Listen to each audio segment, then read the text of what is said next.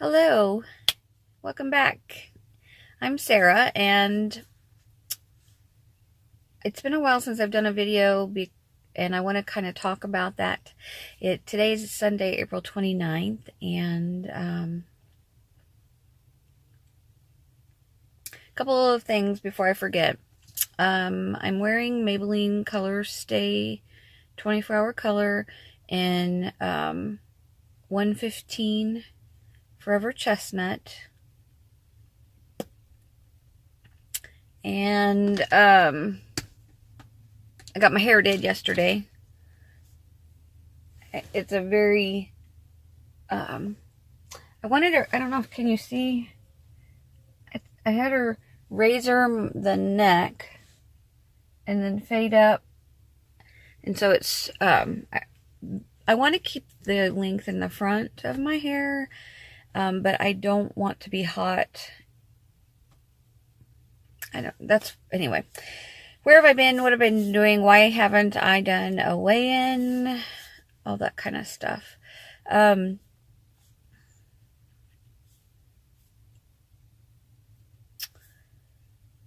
Let's talk about weight first. Currently I'm at 267, which is almost 10-pound gain. I'm still sugar-free. I haven't had any sugar. I'm not as low carb as I need to be. I know that, but I'm still watching my calories. Unfortunately, there's been a lot of things going on in my personal life that I feel have caused me to gain weight. I didn't really think about. I was frustrated with why I was gaining weight, along with all the other stuff that was going on, because I wasn't eating sugar. I was eating bread, and I thought, I'm still watching my calories. How can bread cause me to gain weight? When someone, actually a nutritionist I was speaking to, reminded me that stress can cause you to gain weight because of cortisol. And I'm like, oh, okay, well, I totally get that. So why am I stressed?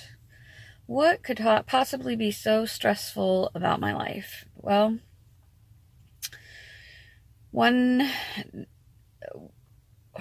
there's several things. We're trying to buy a house. We are buying a house. Unfortunately, the house has a renter in it.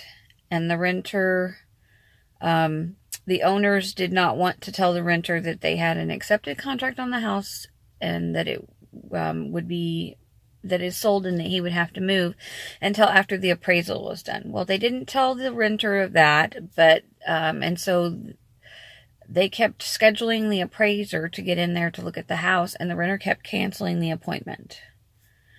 And as it was explained to me recently, after this has been going on for 3 weeks,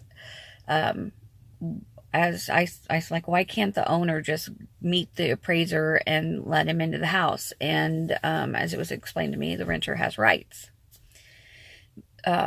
So that, a good month of dealing with that, knowing that they weren't going to tell the renter that they sold the house until the appraisal came back, and then the renter canceling the appraisal or couldn't get in there for whatever reason. Here's another cause of stress. We learned that the renter is going through chemotherapy, and that's why he kept one of the reasons he kept canceling the appointments is he's going through chemotherapy, doesn't feel well, and he doesn't want people in his house. So, my husband and I are trying to buy this house. We have an accepted contract, and then we learned that the renter, number one, doesn't know that the house has an accepted contract, and then number two, is going through chemotherapy. That's kind of stressful.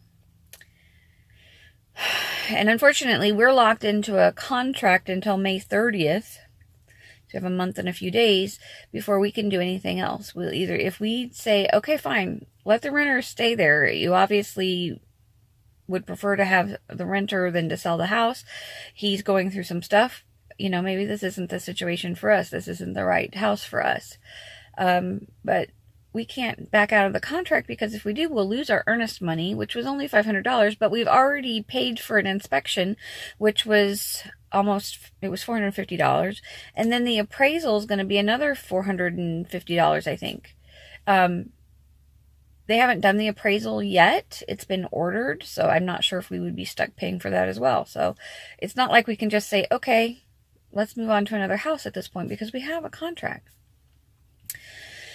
In the meantime, we had already looked for a house, and we had already decided we were going to buy a house. We rent now, and we're looking whenever my daughter, from before we were married, we've been married for 20 years, and she's 23, so my husband is the only father that she's known. Anyway, she said that she needed to come home and stay, and she's pregnant. So the relationship with the baby daddy was not a good one, and so she's going to be a single mother at this point, and she needs help. So when we decided to find a house, and specifically the house that we found, we knew that it would be good for us because it has a guest house, or a mother-in-law house, in the backyard, so that our daughter, and the baby could stay in the house in the backyard. It's a 1-bedroom. It's fully complete except for laundry. And then that would leave the main house for my husband and I and our 18-year-old who's still at home. Because the main house has 3 bedrooms, bath and a half, and the guest house is just a 1-bedroom, 1-bath. So my original plan when we made the offer on the house was to take one of the smaller bedrooms and turning it into an upstairs laundry room, or even that there's a half bath, connecting the half bath and laundry and making it like a full bath with laundry. That was what we were going to do. Well, then here comes my husband's son from his first marriage. He's 25, I believe. 1994 is when he was born. And he's totally messed up his life, and he needs a place to land, and he can't go to his mom's because of various reasons. It doesn't matter. And my husband's like, I can't make him homeless. We have to help him. I'm like, right now, at this very minute, until we get our housing situation changed, we are in a 2-bedroom, 1-bath duplex with a garage that was meant for the 3 of us. Originally, our now 18-year-old, but at the time, this was 5 years ago, he was 12. The brother and sister were out of the house. It was just my husband and our 1 son. And it was fine for us. Well, now we have 5 people, 1 bathroom. And all of their stuff and all of, it just is so much. Hold on.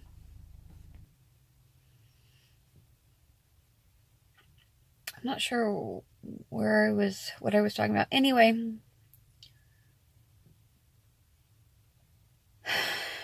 having your personal space invaded and the physical space bursting with too many possessions is very stressful, and that is not something I can get away from. I can ignore the house situation because it will resolve itself eventually, but right now my personal space is so full of stuff that it's very overwhelming. My daughter, she has borderline personality disorder and a few other things, and so I can't love her enough.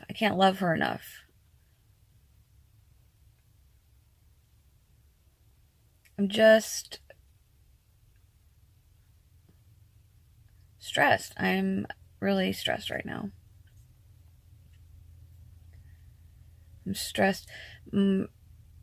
One good thing has happened as far as everything. I've talked about this before. I work one week I work normal hours. I work 8 to 3, and it was Monday, Wednesday, Thursday, Friday. And then the opposite week, I worked Monday, Tuesday, and then I would go in Friday night at 11, and I would work Saturday till 3, which was a 16-hour shift. I'd have an 8-hour break, and then I'd go back to work 11 o'clock on Saturday night and work until 8 o'clock. That's a newish situation. I used to work until 3 o'clock again. I used to do 2 16-hour shifts every weekend, and I'm trying to back away from that. Well, on the weekend that I work my double and then 11 to 8, which is a 9-hour shift, I would have to go to work on Monday. So I was getting off on Sunday and then going to church after being up all weekend. And then I would go home Sunday and sleep, and then I get up and go to work on Monday. And I told my work, I said, I can't keep doing this. It's too hard. I've done doubles since 2013. I've worked overnights since probably 2011. I'm not sure. Anyway, I'm ready to work Monday through Friday and have weekends off. That's not an option though at the moment. So I'm like, I either need to only work my nights and have that work like 11 p.m. on Friday night to Saturday at 9, and then go 11 to 9 or 8. I mean, 8 would be better on Sunday because of church. But if 9 was it, that's fine. I mean, two 10-hour shifts, which is what I actually supposed to be doing. But they're like, we are shorthanded and we need you to work Saturday during the day. I'm like, well, then find somebody else to work my night. Well, we're shorthanded and we can't find somebody else to work your night. So I'm like, okay, but I can't keep doing this with all the other stuff that's going on in my life. I just can't. And I'm like, well, you know what would really help me then is if I could have Monday off and work Tuesday, Wednesday, Thursday, Friday, because then I would get off Sunday morning at 8 and I wouldn't have to go back to work again until Tuesday. So I could have Monday as a day off and rest and, just rest and sleep and relax. And so like, okay, first the answer was, well, I don't have anybody available to do that with. And then quickly after that is, I think I can make that work. And so now that is a good thing.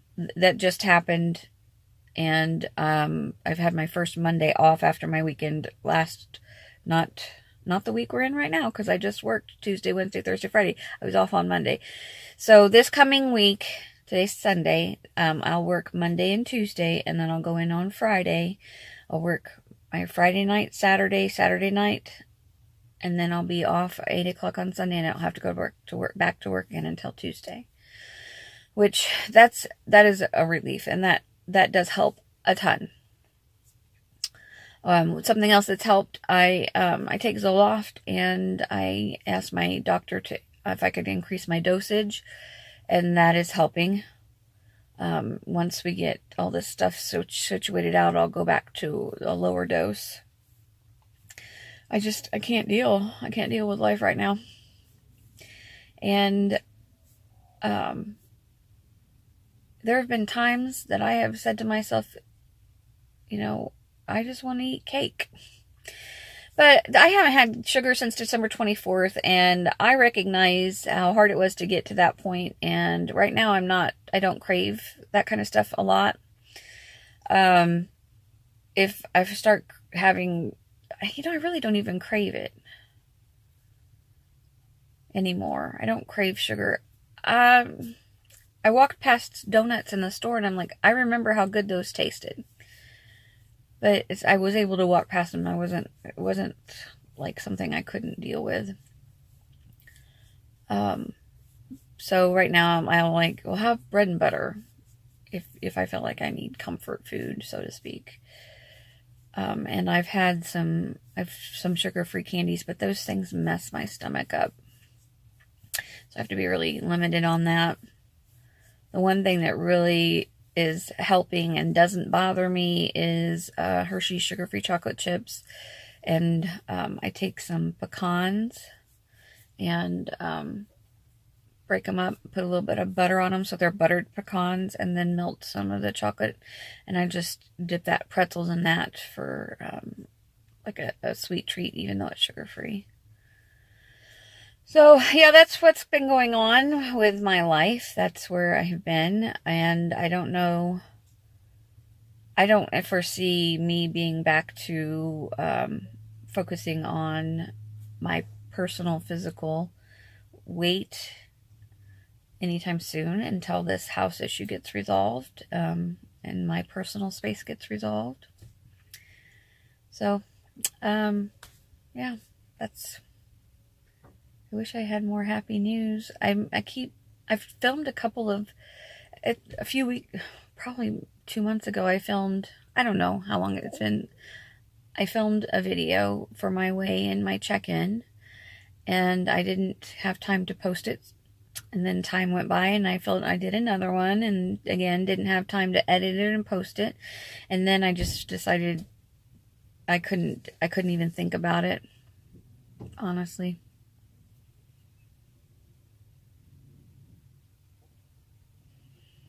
I just got my hair cut yesterday, and my daughter didn't say anything about this, but then later in the day, she came up behind me and she poked at my head, and she's like, "Really?" She goes, "Really?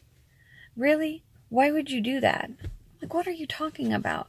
She's like, "That hairstyle is not really for you." I'm like, "From the front, I look fine, and I really don't care what the back looks like. If you're behind me, I can't see your face going all that, like, why would you do that?" And she's like, "Well, I'm just trying to tell you that it doesn't look good from the back." And I said, "I'm just trying to tell you that I don't need that kind of advice. I didn't ask for it." So then I'm obsessing about it. Does my hair look bad? I know from the front I look fine. I think, you know what? I really don't care. I really don't care. I have it short because it's, I get hot, and when I get hot, I can't deal at all. And that's one thing I can't deal with right now. I have it short so that when I get up in the morning, I can just brush it and I'm good to go. It's just something I needed. I didn't want to, like, cut all of my hair off, because look, that's not good. When I get hot in the evening, when I'm cooking, I will do this. And she says that with the new cut, that looks ridiculous. And it probably does. It probably does. But you know what? I'll just stop cooking. I'll go out to eat. You know? I'll leave my hair down all the time. I won't... It's more again what I'm dealing with. So, what's going on in your world? How do you deal with things that are beyond your control?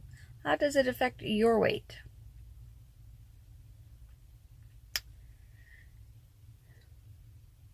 Constructive criticism is okay, but be kind with your comments, please. And I will see you again soon. Thanks for watching.